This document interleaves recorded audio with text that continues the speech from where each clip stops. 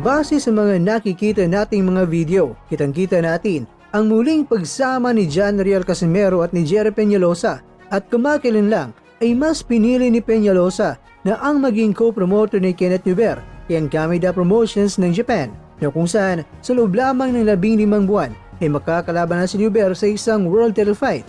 Dahil marami ang nagtatanong kay Mr. Kwento kung ano nga ba ang aking opinyon kung paano makaangat muli ang angas ng Pinas. Kaya narito na po ang say ni Mr. Kwento patungkol dito. Pero bago yan, ay huwag niyo munang kalimutan na gawin ito.